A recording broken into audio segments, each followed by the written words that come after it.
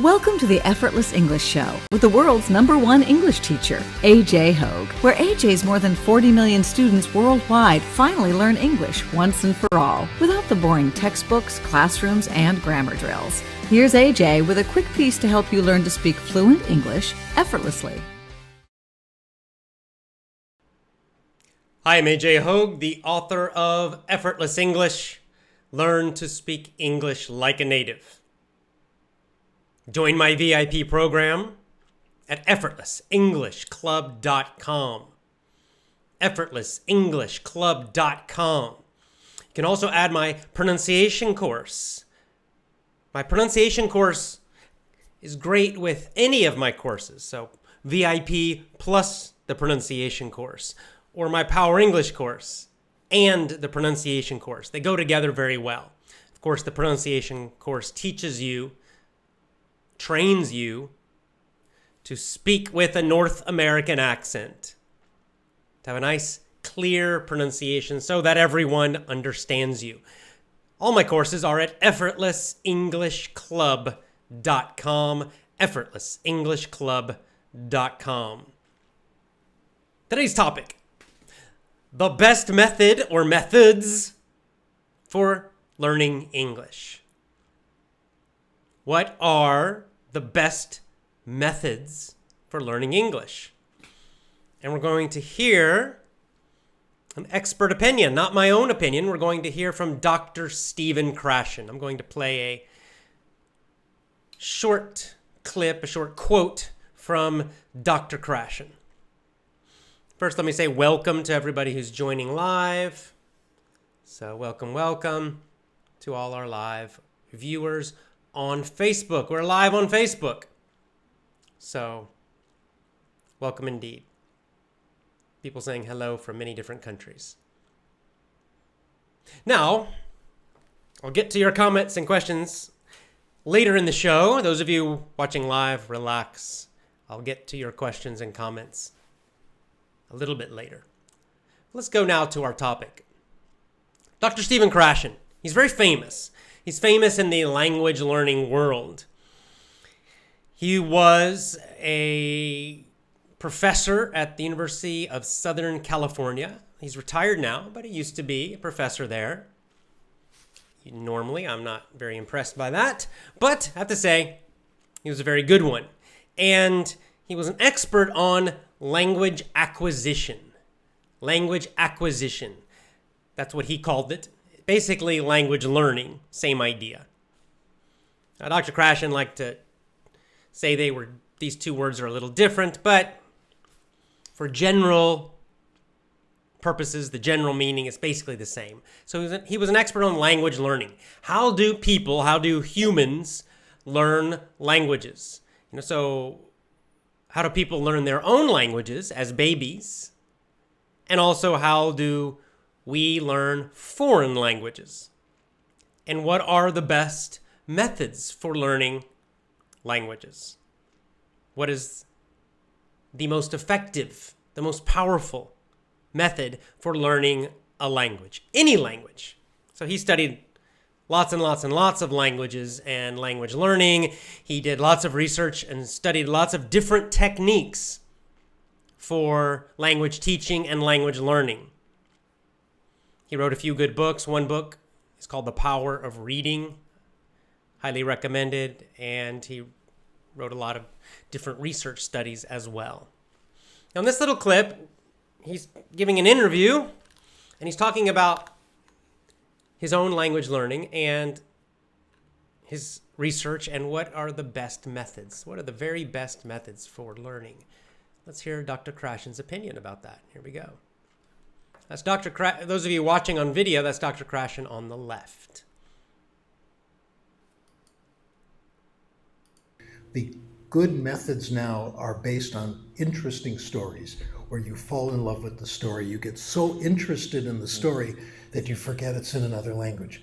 Two methods do it.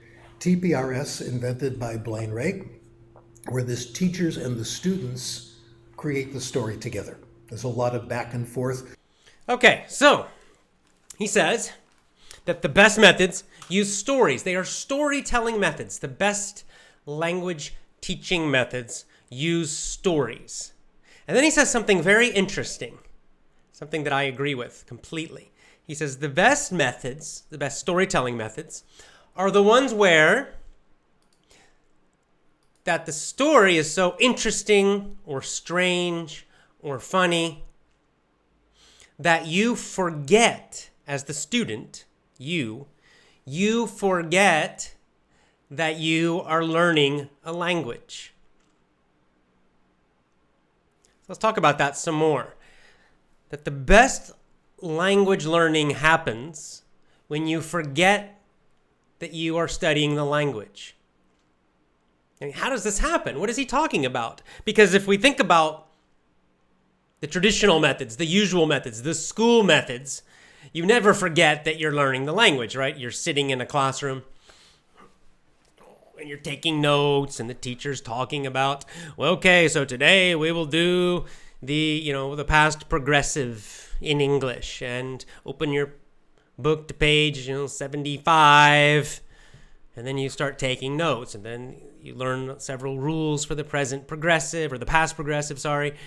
And then you might do some activities, but it's very, very, very focused on the language, right? The pieces of the language. And you are completely aware, totally aware that you are studying and analyzing this language, English. You never forget that you're in English class. You never forget that at all. You're completely focused on that the whole time. You're focused on the language itself. Dr. Krashen says that the best methods, the most effective methods, are story. First of all, they use stories, number one.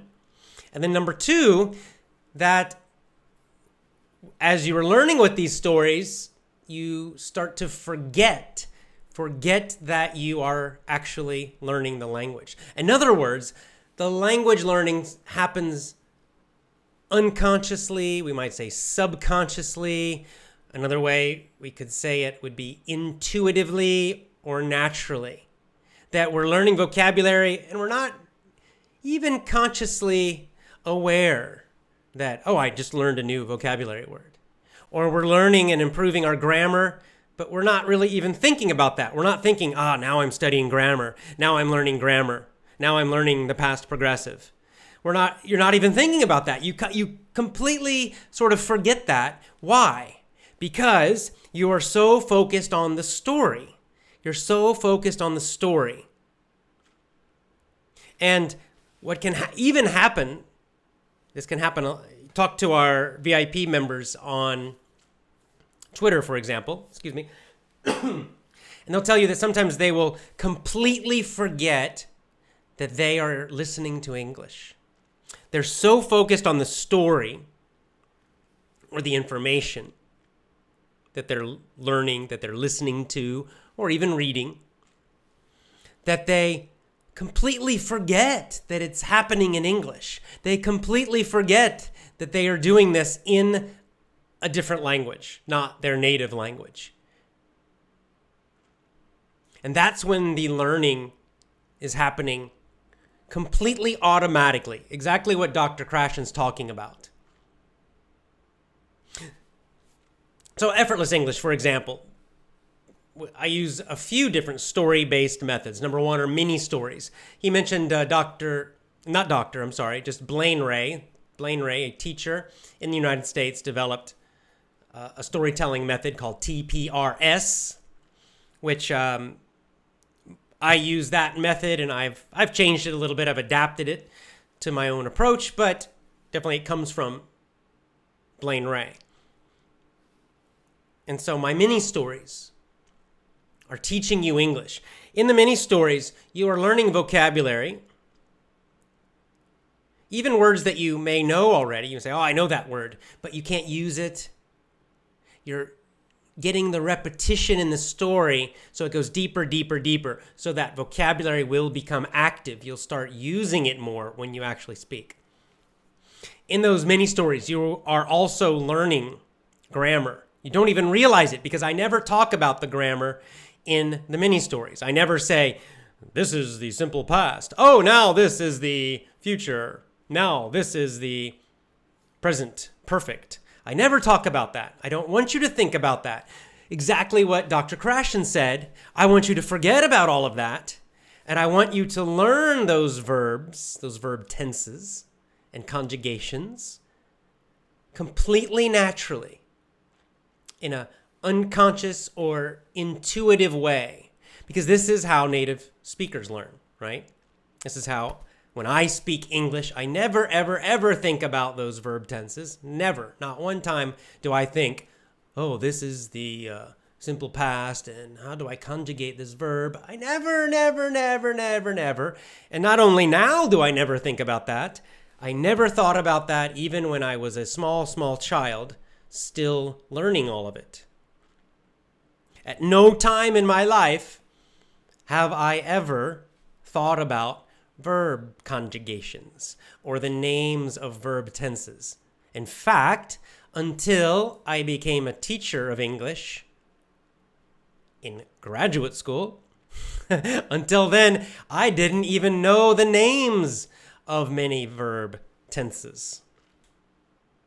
And I guarantee right now you could go onto the street in the United States or Canada or wherever.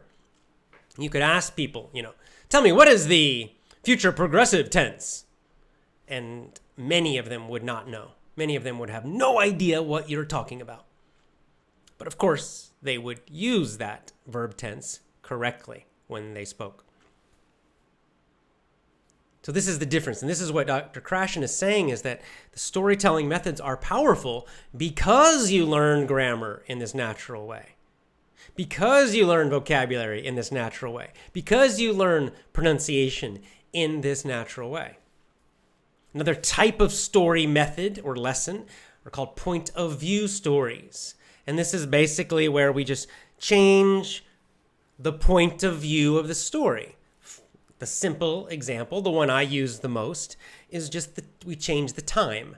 So I'll tell one story happening right now. So of course it's going to use mostly like the present and the present progressive tenses. Then I'll tell the exact same story, but we imagine it was in the past now. 10 years ago. And then I tell the same story, but 10 years ago. So of course all the verbs are going to change. They're going to be different, using simple past and maybe the present perfect and maybe some other ones. You don't need to think about that as the learner, as the student. You don't need to think about that at all. You just have to understand the story, understand it's happening in the past. And I use lots of little phrases and words to remind you, like 10 years ago, in the past, there was a boy. He went to the store. He went 10 years ago, right? So you get this it's in the past. And then I might tell the same story again, the exact same story. Now we're imagining it happening in the future. And again, of course, all the verbs, the grammar will change. Again, you don't have to think about it. You don't need to remember the names of the verb tenses. You don't need to remember and analyze all of the different kinds of grammar. Not necessary. Just like Dr. Krashen saying, instead, you're going to learn through the story, through the situation, what's called the context. It's the situation of the story to help you understand this grammar, this vocabulary, this pronunciation, all of it, naturally, intuitively, kind of unconsciously. And, the other cool thing about these storytelling methods is that it's more enjoyable. It's more enjoyable to listen to a silly, funny story, or even a serious story, than to try to memorize 10 different grammar rules, right? That's boring. Memorizing grammar rules is boring. Listening to a funny, even a silly story is much more enjoyable. So it's emotionally more enjoyable, which means you'll do it more often, which is another reason it's effective. What's another type of storytelling method? Well, the movie technique. I have a whole long YouTube video about this, very detailed, where I talk about the movie technique. And basically, it's using pieces of movies or television shows to learn English.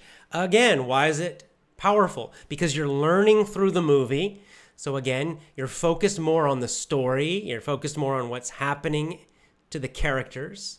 So again, you learn the vocabulary and the grammar and the pronunciation automatically, intuitively. Again, hopefully, you mostly forget that you're learning English. You mostly forget that you're studying, and you get focused more on the story that's happening in the TV show or the movie.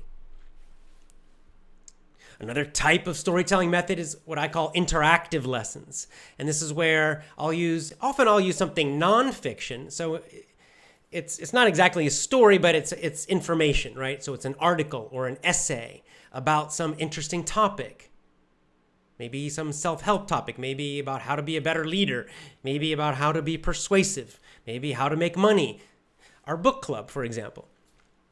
And then I'll use techniques where I ask lots of questions to get a lot of repetition of vocabulary and key important grammar. And again, you learn the vocabulary and the grammar in a more intuitive, more natural way, where you can just forget about studying really hard. You can forget about trying hard to memorize. I must memorize. You don't need to do that with these storytelling methods. Not necessary. Not at all necessary. Now, there's another cool thing about stories and storytelling methods. They help memory. They're much easier to remember. That means the vocabulary and the grammar inside of the story are also easier to remember. Why is that? Well, because a story is kind of like a complete whole. And it's emotional. And it's, if it's a good story, it's also visual. You can imagine what's happening in your mind, right? You'll see images. You might even can imagine the sounds. Sometimes for a good story, you can imagine the smells even. So it's using several different senses, right? And then there's usually an emotional part. Now that might be humor. It might be a little bit funny. It could be sad. It might even make you angry or upset or frustrated, which actually all of those things are good for memory. Any strong emotion, any emotion at all, in fact, even if it's a weak emotion, is good for memory. You remember things when they are emotional. You remember them better, right? If you have two experiences, one experience creates a strong emotion and the other experience no emotion, you are more likely to remember the emotional experience for a much longer time. Even if it was negative. If it was positive, even better. And this is something that stories naturally have. I mean, that is the point of many stories, is to create some kind of emotion during the stories. In my mini stories, usually I use humor, so they're kind of funny. They're very exaggerated. Sometimes I use animals as topics, which makes it more strange and more funny. Not all of my stories are funny, but many of them are very silly.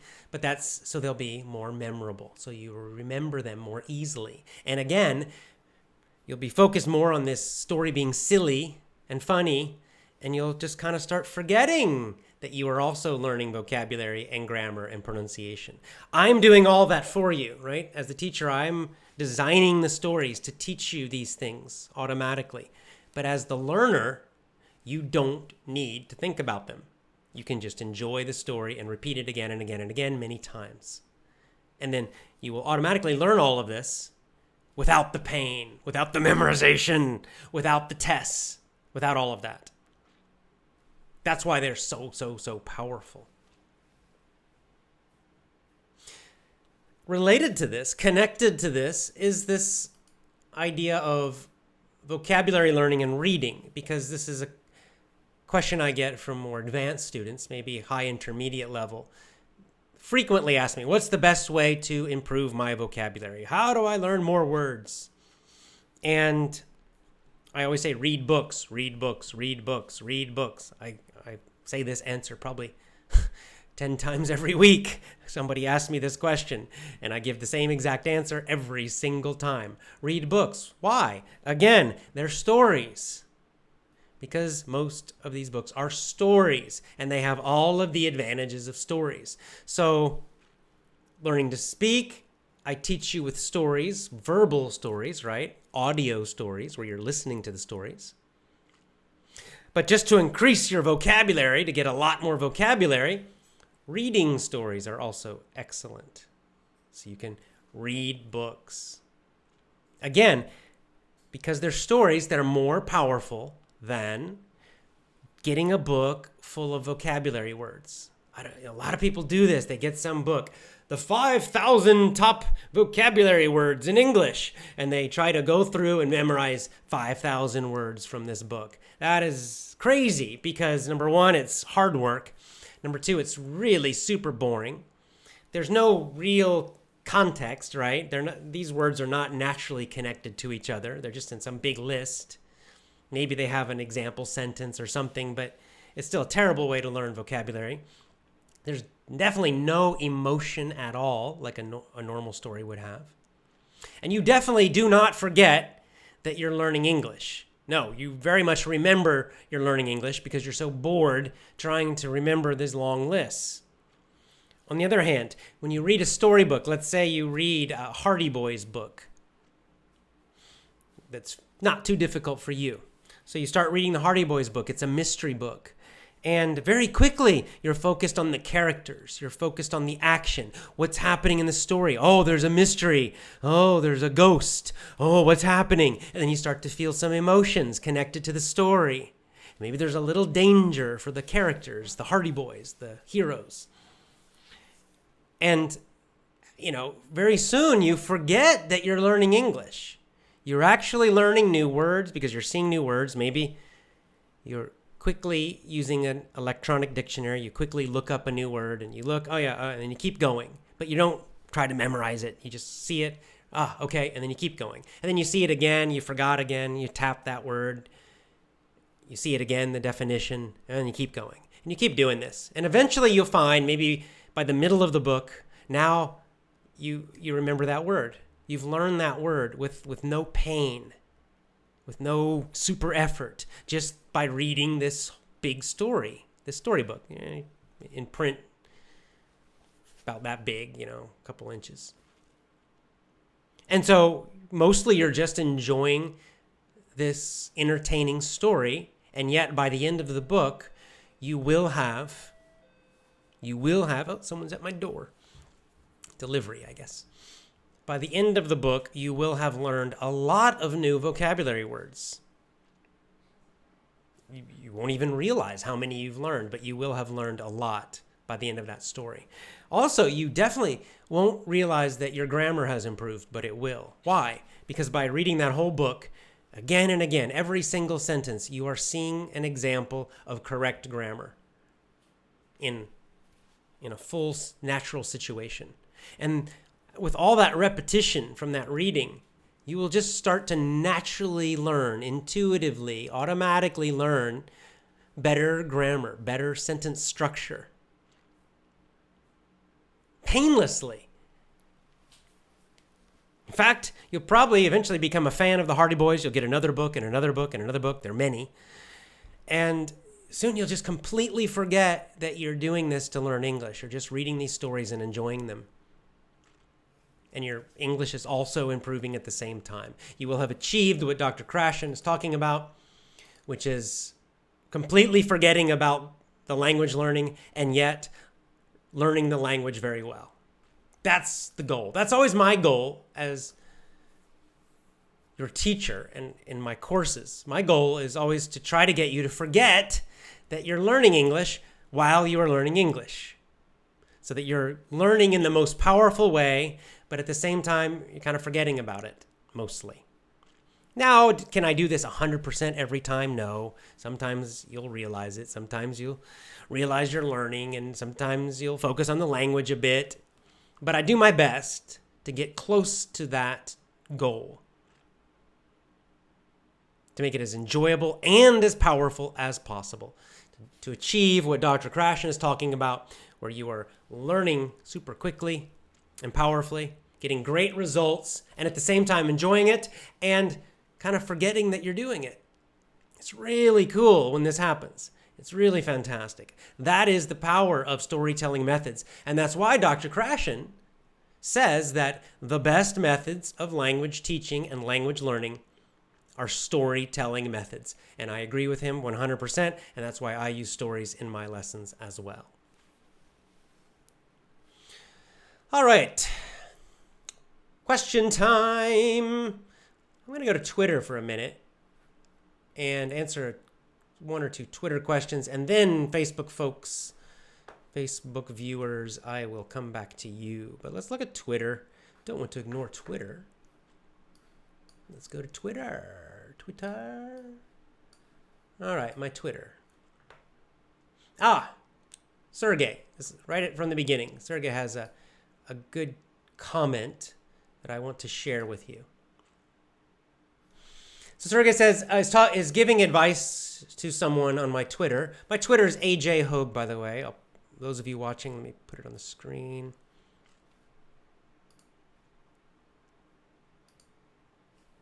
It's just at AJ Hogue is my name. Add it on here. There you go.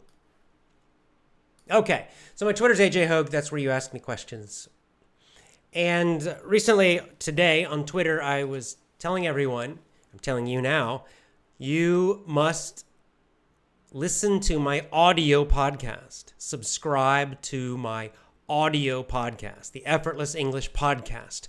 Why? Because over half of the Effortless English show is only audio.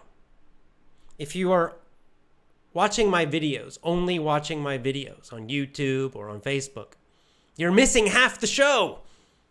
Okay? You're missing half of it because I have a lot of the shows are just audio. I only do audio, no video. That's more than half of my shows are audio only.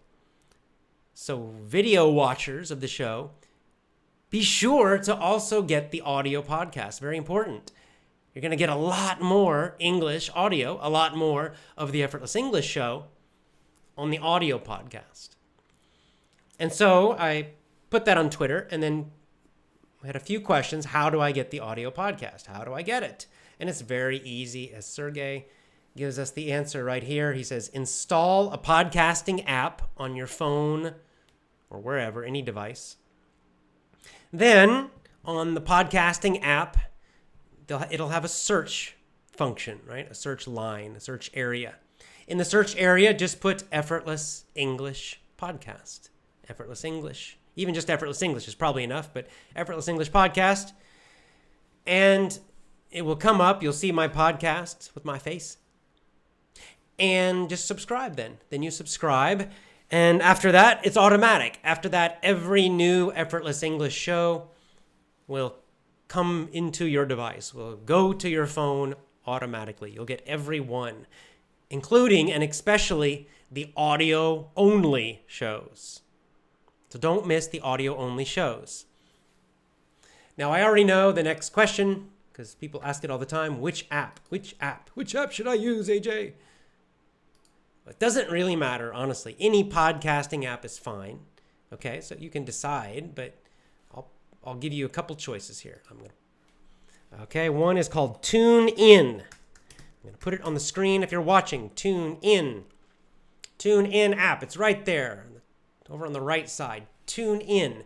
They have apps for all different devices. Apple, Android, BlackBerry, Windows, doesn't matter. TuneIn has an app. So go to your app store for your device, Google Play, whatever, and tune in. It's all together one word, TuneIn, tune in. Search the apps, you'll find it, boom, install it, it's free. After it's installed, what do? You search for Effortless English Podcast with AJ Hogue. You'll find it, subscribe. Done. Now you'll get every single audio. Some people say, I can't find the TuneIn app. Well, there are many other apps you can use. If you have an Apple device, just use iTunes. It's the easiest one. Okay, mine is one of the top education podcasts on iTunes, so it's easy to find. So iTunes for Apple users, easy. Android users, there's so many different podcasting apps. One that a lot of people use is Podcast Addict, ADDICT, addict, like addiction.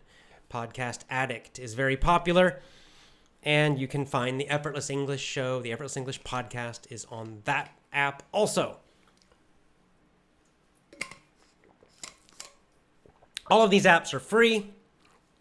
They're easy to install. So just get a podcasting app, whichever you choose, get your favorite one. I think Spotify, that's another popular one. So it doesn't matter. Podcasting app, search for Effortless English Podcast, subscribe. 3 steps, and then automatically you get every single audio, every single show. And my audio shows they're quite different, actually. Some of my audio-only shows I talk about culture, I talk about my travels. They're more casual. They're less focused on just English learning, just education and business, and much more range, right? Meaning many more different kinds of topics on the audio podcast. I'll talk about food. I'll talk about American culture. I'll talk about my life, my travels, anything. People suggest lots of different things. I have a big, long list of topics to talk about. Yesterday, I talked about bugs and my nephew.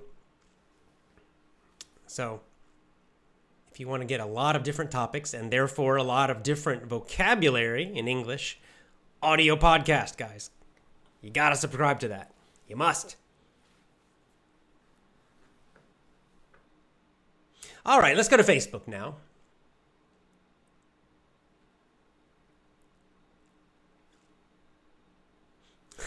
Okay. My answer to this one already is I feel your pain. I feel your pain. Shabby Duncan says, I live in Scotland. I have lived in Scotland for almost 6 years. When I arrived here, my English was basic. I thought I could improve it, but I can't speak fluently. I need to learn more vocabulary. It's so difficult to understand the natives. Yeah. So, number one, you're dealing with Scottish English, which means you're dealing with the Scottish accent, which is famous for being difficult, okay? Americans, I don't know where in Scotland, there are probably different kinds of Scottish accents, I'm guessing. But in general, let's say for Americans, that a strong Scottish accent can be very difficult even for us to understand. I've seen some movies with actors using a strong Scottish accent, and I have to focus a lot to understand what they're saying, because if I don't focus, I'll miss some of it. Okay, I'm a native speaker, okay? So the other problem is they have their own slang and their own idioms, right? So this is a lot of idioms and slang. People will say, I want to learn, English idioms, English slang. But the truth is, it's not just for the whole English language. A lot of slang, a lot of idioms depends on the culture. So British slang is different than American slang. And even inside of a culture, there's slang that's used only by certain groups. So some slang might be used mostly by teenagers. Other slang might be used more by, certain races. Some slang is used more in, one part of the country and not the other. This all makes it more difficult. So, you're in Scotland, so you've got that strong Scottish accent possibly you're dealing with. You're probably dealing with Scottish idioms and slang, also challenging. And then, of course, there's the normal problem of speed and all those things. So what you're going to have to do, what I recommend to you, is to get some Scottish movies or TV. TV's okay too. But specifically to use my movie technique, check out my YouTube channel. AJ Hogue is my YouTube channel. It's also my name. Okay, AJ Hogue. I'm going to stick it up there on the screen again. That's also my YouTube. So go there. I've got a video called Movie Technique. Watch all of that video. Okay? And then use that technique. But using the technique, use it on Scottish television shows or Scottish movies or both. Only Scottish, right? So pick ones that have strong Scottish accents. And then you're going to go through a movie or a whole TV series. It's going to take you a long time. It's a slow method, but it's powerful and it works and it will help you a lot. So use that movie technique with Scottish material, Scottish audios and videos. This is the way you'll certainly improve your vocabulary. You're going to start to learn some of those Scottish idioms and slang. If you have Scottish friends, you can ask them the meaning, in the movies or the TV shows you're using. You might have some idioms, you have no idea what they mean, you can't find them online. Ask a Scottish person, what does this mean? So in this way, you're going to start learning that Scottish English much better. Good luck to you.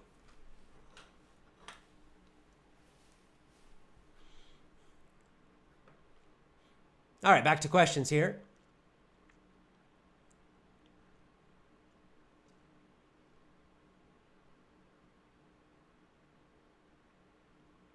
So this is the battle here now.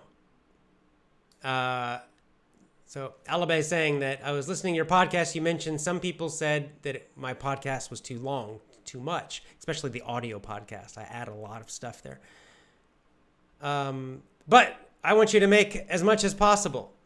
So see, you can't please everybody is the point.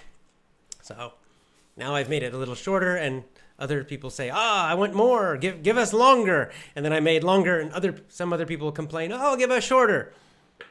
So you can't make everyone happy. I'll probably do about, like I said, I've decided I'm going to do about somewhere between 40 minutes to 1 hour total per day. In general, that's my goal. Now that's audio plus video. So if I do a 30-minute video, then that means I'll also do about a 30-minute audio or 20-minute audio.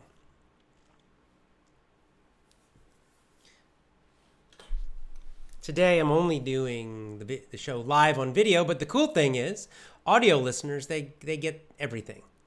Audio listeners get everything because I'm recording this live, of course, on Facebook, but I also record it so the audio from every show is added to the podcast. So you can always listen. Listeners get 100% every single show. Video watchers only get about half. Aha, here we go. Someone already took action. There's fast action. Podcast subscribe. Thanks a lot, AJ from Kyoswar. Sorry if I mispronounced your name. It looks Burmese is my guess. Myanmar.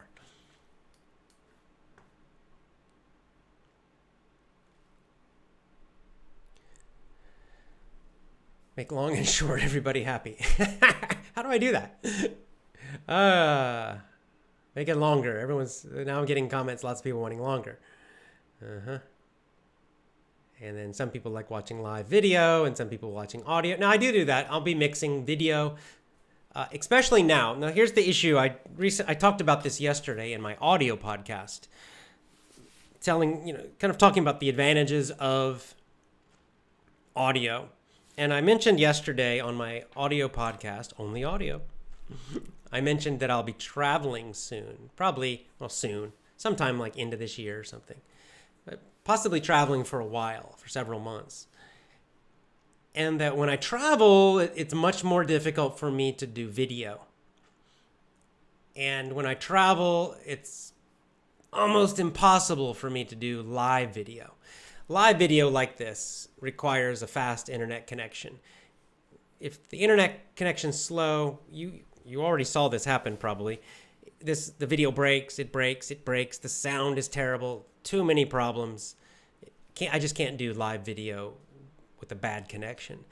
And when I'm traveling, I usually have bad connections. I'm using Wi-Fi in hotel rooms, sometimes in coffee shops. Usually it's just not very fast. And so when I start traveling, unfortunately, I can't do the live videos like this. When I travel, I'll do some recorded video, but even that is hard sometimes because video has big files, big files. So even sometimes if just recording the video, if I try to upload it, right, add it to YouTube, for example, if my connection is slow, it takes forever and then it just stops and it fails. So even recorded video, it sometimes does not work well when I'm traveling. But the magic of audio is that the files are small. Small files, so it's easy for me to do audio anywhere. I don't need a camera. I don't need good lighting. It doesn't matter. I have a little audio recorder I can just carry. It's about the size of a cell phone. And I can do it when I'm walking around. I can do it anywhere, and then I can just upload it to the podcast very easily. And the files are fairly small, so usually it's no problem, even with a bad connection. So that's why when I travel, the show will probably become much more audio and much less video. When I'm at home, I'll do a mix of both.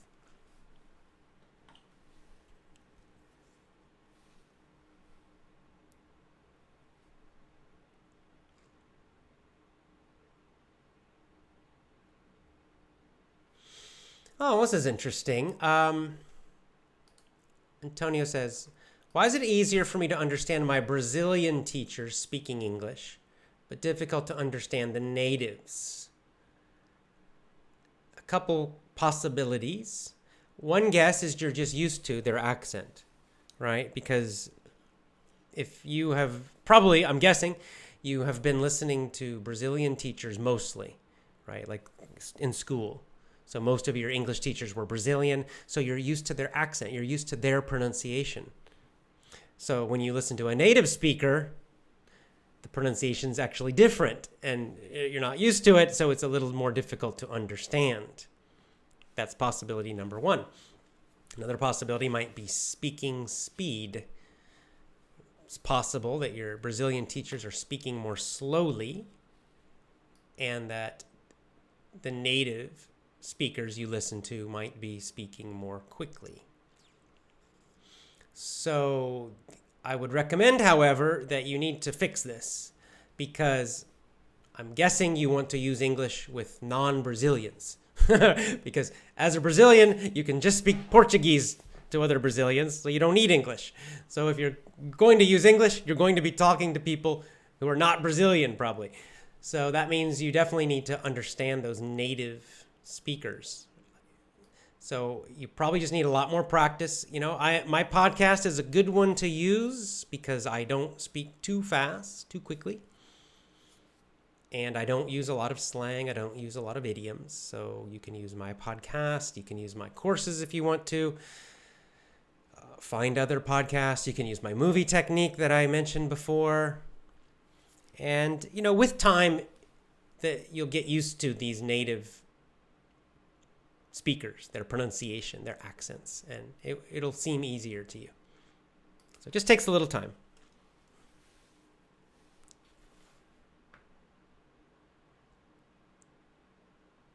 Okay, here's a really long one from Emmanuel. I need a second to read this one.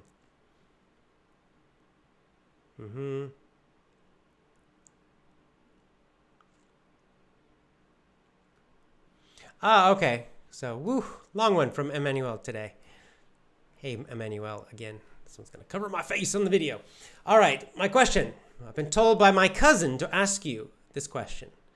He's been listening to your podcast. He reads a lot of philosophy books. For remembering the definitions of new words, he uses an app called Quizlet, which is similar to Anki, space repetition. Right, yes, indeed. Now, what do you recommend? Is there another way to remember definitions, such as with physical movement? Using your body to remember. Yes, my Power English course uses, it's called TPR, Total Physical Response. There is a whole system of teaching and learning languages that uses physical actions. It's especially good for vocabulary. You can actually teach or learn a little bit of grammar with it, in fact. But it's especially good for vocabulary. However, it's best with vocabulary that is what we say concrete and real, right? So this is a cap. This is a lens cap. Concrete means I can touch it, right? It's physical. It's real. So that kind of vocabulary, physical things, real things, are really easy to learn with physical actions. Also actions, of course, verbs are very easy to learn and remember using physical actions to remember them. However, a possible challenge or weak point of actions are things that are not concrete. So, for example, philosophy, vocabulary might be hard to learn with physical actions. I mean, you could possibly do it if you became creative to connect some action to the philosophical idea, but a lot of philosophical ideas could be very, very, very challenging. But I don't know. Like, I'll give you a Buddhist one. Equanimity. Equanimity. What does equanimity mean? It comes from the word equal. So equanimity means that you react equally to all things. So it's the idea of being calm, right? That you don't get upset by anything. Something bad happens, you remain calm and peaceful. Something good happens, you remain calm and peaceful. You have equanimity. So how could you remember the meaning of this word? Well, maybe you could connect it with an action. Like you could do this with your hands, which is like a hand symbol of meditation, right? So you could kind of put yourself in that position of meditation and say equanimity, equanimity, equanimity, reminding yourself of the meaning. So you could try to do something like that, and that physical action, that physical gesture might help with remembering. On the other hand, you could just not worry about it at all. Just keep reading lots of books. And so instead of spending lots and lots and lots of time with some spaced repetition thing, or even lots of time with physical actions, just read more books. And when the words come, highlight them maybe in an e-reader, tap them maybe to see the definition on the e-dictionary. Kind of maybe take 1 second, kind of, okay, yeah, I mean, equanimity means equal, calm, right, got it. And then just keep reading. Just keep reading. And then a few pages later, you see the word equanimity again. And you, I can't remember, what is that again? And you tap it again, highlight it again. Equanimity, all right. And then you keep going. And third time, fourth time, fifth time, maybe by the 10th time, you'll start to remember it without any spaced repetition. Because the spaced repetition's happening, actually. It's happening from the book. The book is naturally giving you the spaced repetition automatically, according to the importance of the word in the book. If the word is very important to the book, to the ideas of the book, then it's going to be used a lot more in the book, usually, naturally. Therefore, you get a lot more repetition. Therefore, you'll learn it faster. So this is what Dr. Krashen talks about a lot, is that the power of reading. You can get his book, The Power of Reading. And Dr. Krashen recommends basically what I'm recommending here, which is don't even waste your time trying to review too much. Just quickly look at the word. You can even just guess. Sometimes you just guess, like as a native speaker in English, I just guess the meanings most of the time. Occasionally, I will highlight that word or click on that word, see the meaning, and then keep going. And of course, I forget it usually, but then after I do this several times, reading through a book, I'll see those same words again and again and again, and by the end of the book, I've learned most of them without any need for this kind of, apps or anything like that.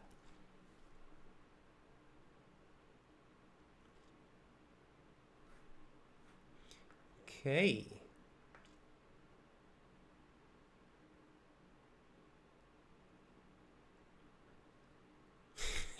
Well, Dalal is basically asking about homeschooling here. Why don't they close schooling and let us learn at home, like they do in Japan, learning online? They do. There are people who do that in Japan. I'd say America, I think, is number one in homeschooling, which is better for everybody. Yeah, I agree. 100% I agree. Now, he's talking about, I think, learning online with the actual teachers teaching through the internet. I mean, like basically what I do. That's one kind of homeschooling. We call it homeschooling in America, homeschooling or It's really home learning because it's not school at all. It's actually non-school. It's anti-school. It's really home learning or home education is a better word, but people call it homeschooling as the phrase that became popular. I think home education is a much better word. But anyway, I 100% support the idea of home education. I will be doing more shows in the future about home education, homeschooling, home learning, because I believe it is the best, absolute 100% best way for anyone to learn, child or adult. I 100% agree with you. Now, there's so many ways to do homeschooling. Okay, this is probably the most traditional way, because this really is homeschooling, what you're talking about, which is you still have a teacher, you still have the normal classroom, everything's the same, but basically the teacher teaches to a camera, like I'm talking to you now, and the students are at home watching or listening on their computers or phones. That's excuse me, that's called distance learning.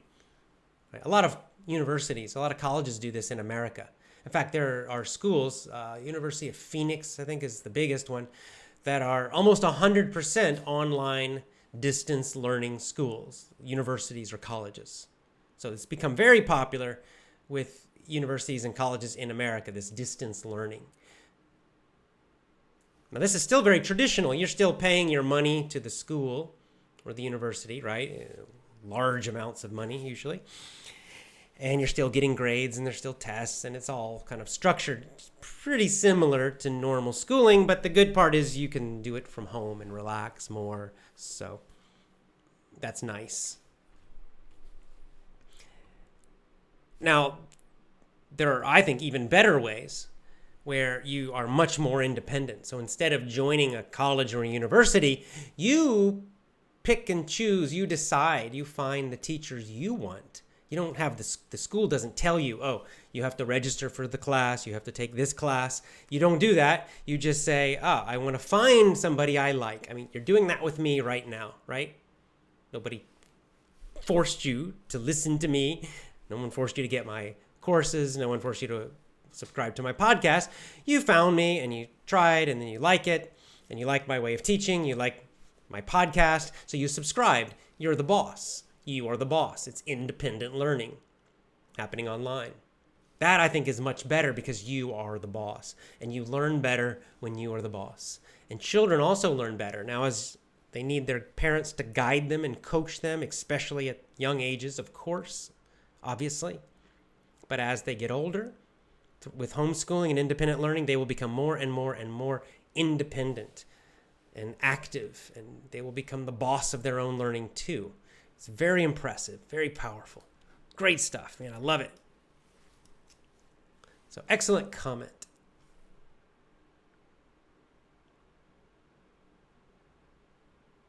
I'll take one more and then time to go.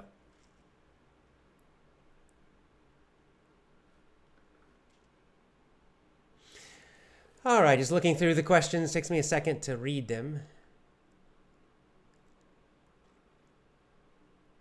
This is a good comment. I like this comment. So Bari says, hi, Jay. Just wanted to say hello from Hungary. I always listen to your podcasts and chats when I ride my bike in the forest.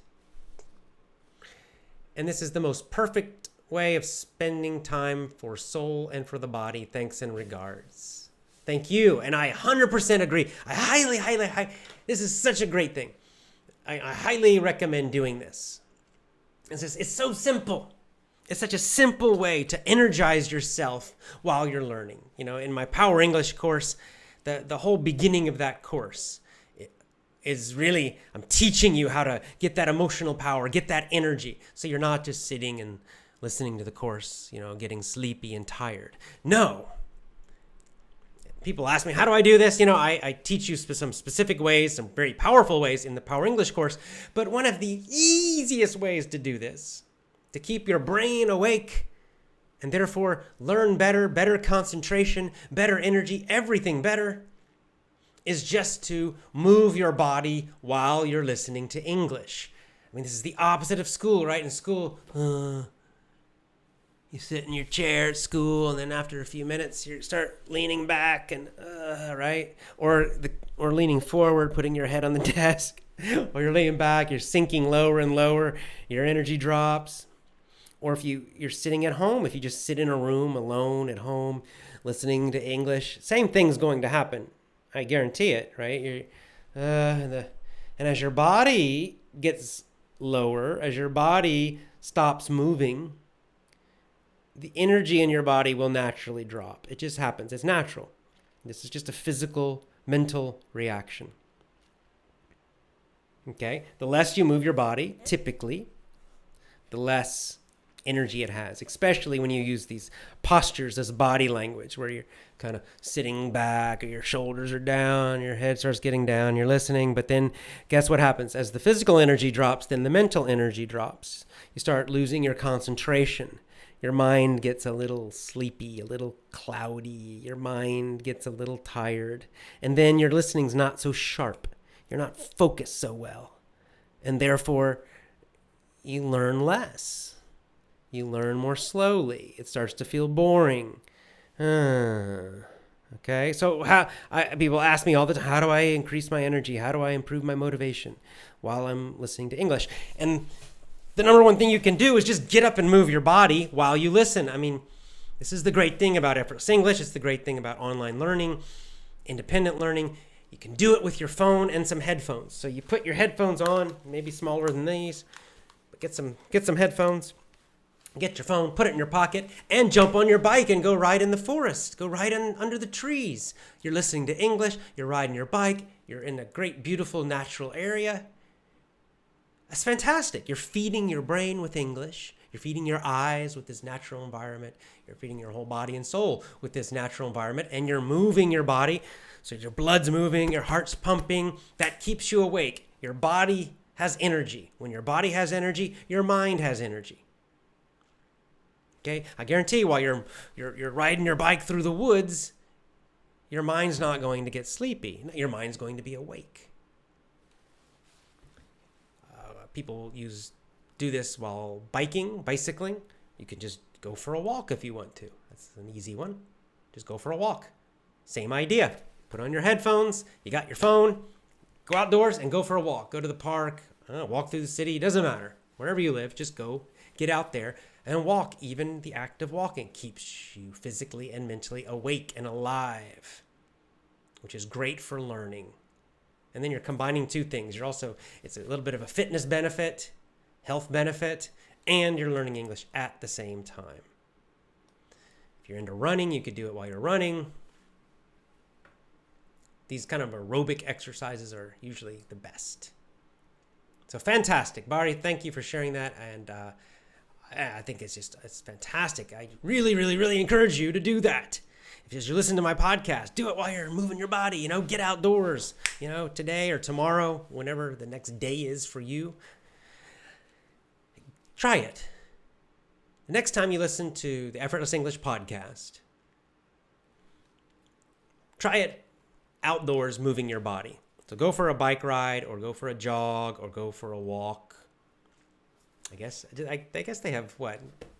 They make waterproof headphones. Can you do it while swimming? Maybe. I think they do. I think I've seen that before. I think you can get like waterproof cases and you actually listen to audios while you swim. So even if you're a swimmer, there's no excuse.